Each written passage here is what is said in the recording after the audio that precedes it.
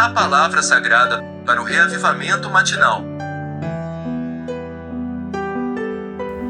2 Coríntios, capítulo 3, versículo 6. Deus nos capacitou para sermos ministros de uma nova aliança. Ministros não da letra, mas do Espírito. Porque a letra mata, mas o Espírito dá vida. Versículos de 8 a 9. Como não será maior em glória o ministério do Espírito? Pois se há glória no ministério da condenação, muito mais abundante em glória é o ministério da justiça.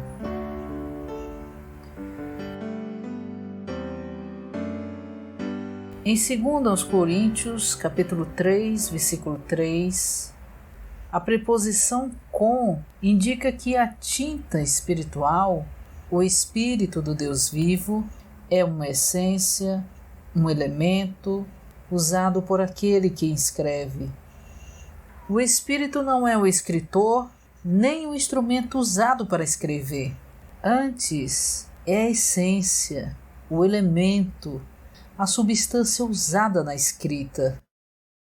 O Espírito do Deus vivo, que é o próprio Deus vivo, não é um instrumento como uma caneta, mas o elemento com que os apóstolos ministram Cristo como conteúdo para escrever cartas vivas que transmitem Cristo.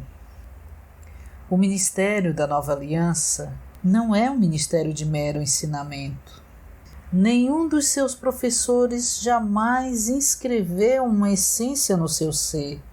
Eles podem ter colocado conceitos em você, mas não a essência de alguma coisa. Entretanto, o ministério da Nova Aliança faz mais do que meramente ensinar-nos. Ele inscreve em nós. Além do mais, esse ministério da Nova Aliança inscreve em nós não com conceitos, conhecimento ou teologia, mas com uma essência, algo real e substancial. Por intermédio do ministério da Nova Aliança, Cristo tem sido inscrito em nós. Uma essência divina tem sido inscrita em nosso ser, e essa essência é o Espírito. Leitura de hoje. O Espírito é o Espírito que unge e o Espírito que sela. Esse Espírito também está nos nossos corações como uma garantia, um antegozo. Em 2 Coríntios 3, há 5 aspectos do Espírito subjetivo. Primeiro, ele é o Espírito que escreve, no versículo 3. Depois, ele é o Espírito que dá vida, versículo 6. Ele também é o Espírito que ministra, que sempre ministra algo de Cristo ao nosso ser, versículo 8. Ele é o Espírito que liberta, para nos libertar de todas as coisas que nos amarram.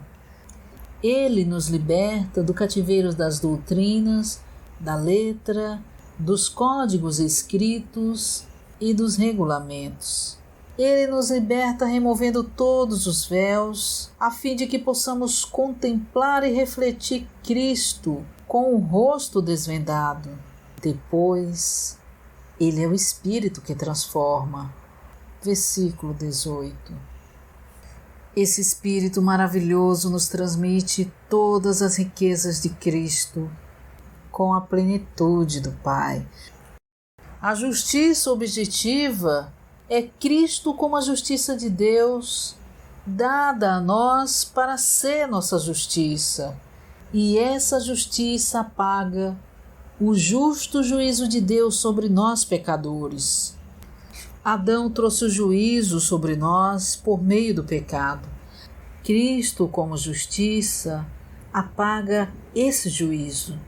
O juízo procede do pecado, mas a justiça procede da graça. Graça também é Cristo. É Deus no Filho para ser desfrutado por nós. e a graça resulta na justiça subjetiva. Por fim, os três, justiça objetiva, graça e justiça subjetiva, são o próprio Cristo. A justiça objetiva é Cristo dado a nós, graça é Cristo desfrutado por nós, e a justiça subjetiva é Cristo expressado pelo nosso viver. Em Apocalipse, capítulo 19, versículo 8, a palavra justiça refere-se à nossa justiça subjetiva, Cristo expressado através de nós. A justiça, Cristo, que recebemos para a nossa salvação, é objetiva e nos capacita a satisfazer os requisitos do Deus justo. Enquanto a justiça dos crentes vencedores são subjetivas e os capacitam a satisfazer as exigências do Cristo vencedor. A fim de termos essas justiças, precisamos que o próprio Cristo seja expressado no nosso viver, a fim de ser a nossa justiça subjetiva.